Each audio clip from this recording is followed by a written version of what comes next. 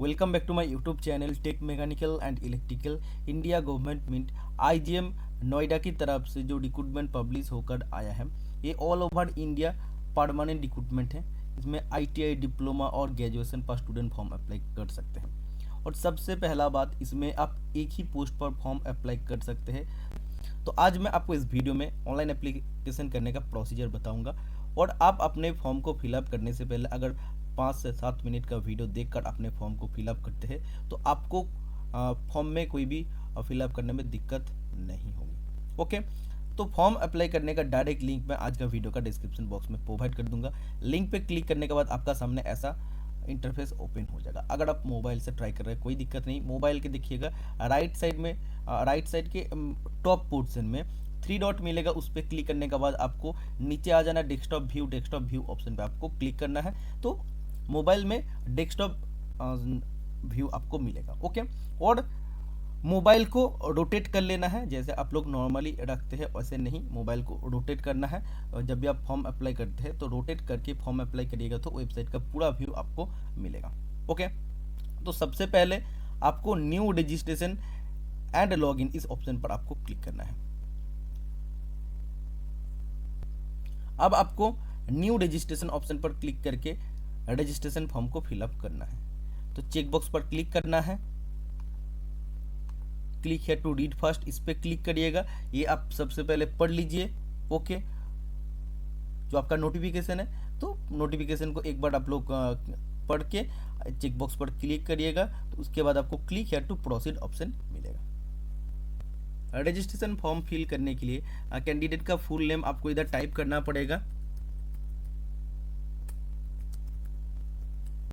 ठीक है, as per 10th certificate, फिर आधार नंबर के लास्ट 4 डिजिट आपको देना है।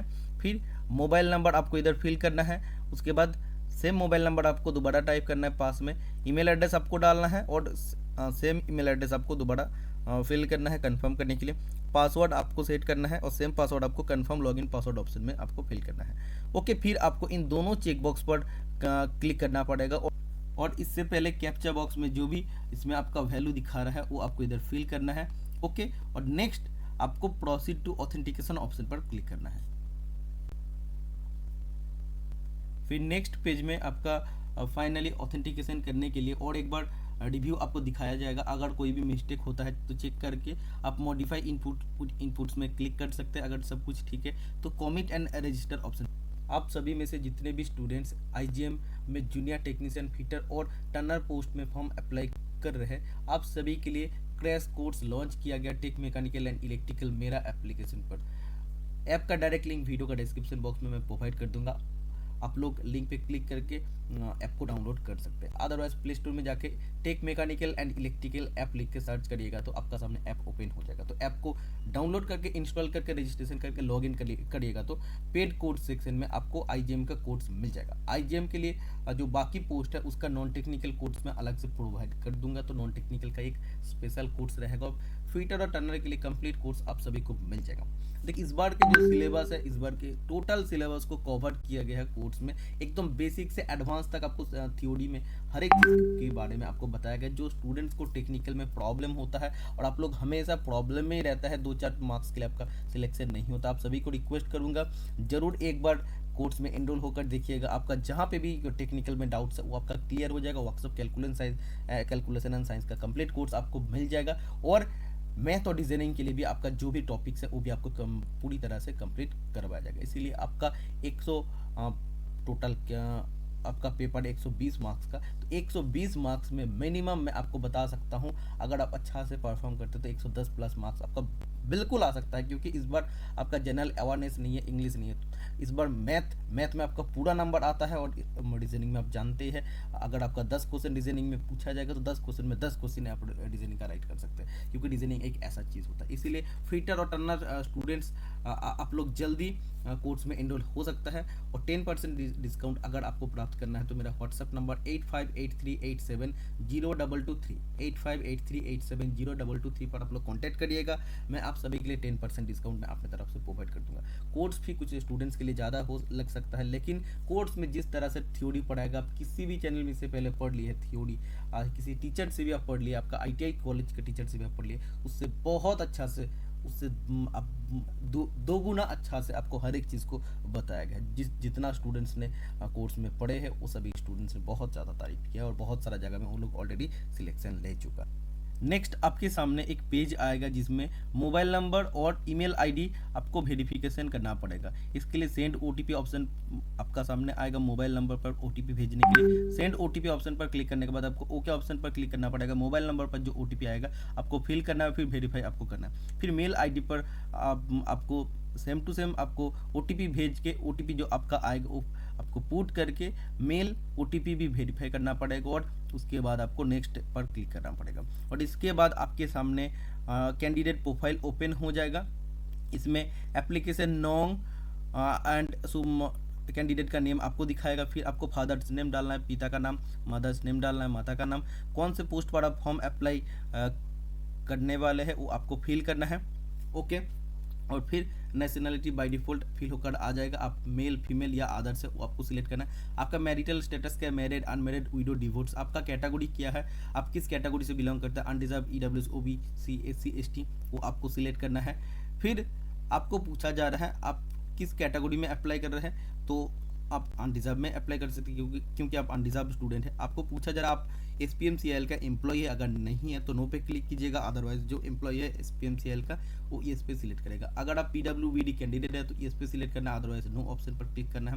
आपको पूछा जा रहा है आप एक्स सर्विसमैन है, अगर आप एयरफोर्स, नेवी और मिलिट्री से अगर आप एक्स सर्विसमैन है तो आपको येस पे क्लिक करना है, अदरवाइज नो ऑप्शन पर आपको क्लिक करना है। फिर आपको डेट ऑफ बर्थ फिल करना है as per 10th certificate. Okay, next India government posting location preference. देखिए, पोस्टिंग लोकेशन का प्रेफरेंस आपको चूज करना पड़ेगा।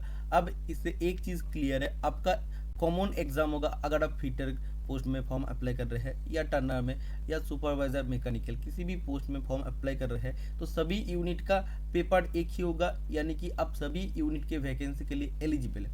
इसमें ये आपका यूनिट वाइज वैकेंसी नहीं है, आपका कॉमन पेपर होगा और मेरिट भी आपका कॉमन मेरिट होगा। और जो प्रेफरेंस आप चूज करेंगे और आपका मेरिट का हिसाब से वो आपका पोस्टिंग लोकेशन आपको दिया जाएगा। इसीलिए अभी आपको पोस्टिंग लोकेशन प्रेफरेंस चूज करना पड़ेगा। जो आप पहले लेना चाहते हैं 1, 2, 3, 4 उस हिसाब से आपको चूज करना है। ओके, ये तो आप चूज करिएगा, लेकिन जो आपका मेरिट होगा मेरिट का हिसाब से IGM आपका पोस्टिंग लोकेशन डिसाइड करेगा। तो आप सभी स्टूडेंट्स किसी यूनिट के लिए आप फॉर्म फिलअप नहीं कर रहे हैं, आप कॉमन वैकेंसी के लिए फॉर्म अप्लाई कर रहे हैं। चाहे कोलकाता में आपका 13 सीट है, मुंबई में 18 सीट है, कहीं और टोटल जितना आपका सीट है उतने पोस्ट के लिए आप फाइट करेंगे। मेरा बात क्लियर हो गया है। इसीलिए जो मेरिट होगा वो आपका एक ही मेरिट होगा, कॉमन मेरिट होगा। ओके, और आपका पोस्टिंग प्रेफरेंस और आपका मेरिट का हिसाब से IGM आपका अपॉइंटमेंट में पोस्टिंग लोकेशन डिसाइड करेगा। ओके, फिर देखिए यही पोस्टिंग लोकेशन आपका फाइनल हो जाएगा, इसीलिए चेकबॉक्स पर क्लिक करना है। और फिर CBT के लिए आपको सेंटर प्रेफरेंस आपको देना पड़ेगा। इसमें 4 सेंटर है, वो आपको अपना हिसाब से चूज कर लेना है। ओके, जो आप पहले रखते हैं उसी जगह में आपका एग्जामिनेशन सेंटर होने का 99% चांस होता है।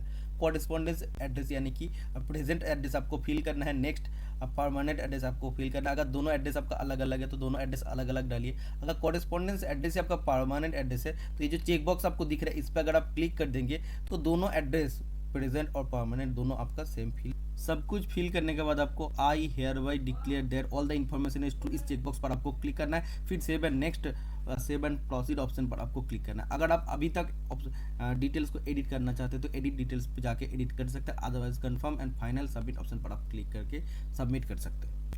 नेक्स्ट आपके सामने देखिए कैंडिडेट डिटेल्स ओपन हो जाएगा और लेफ्ट साइड में application progress, basic details, personal details fill हो गया। अब क्वालिफिकेशन डिटेल्स, अपलोड डॉक्यूमेंट्स और मेक पेमेंट, इन तीनों ऑप्शन आपको फिल करना है। तो नेक्स्ट आपको बताता हूँ।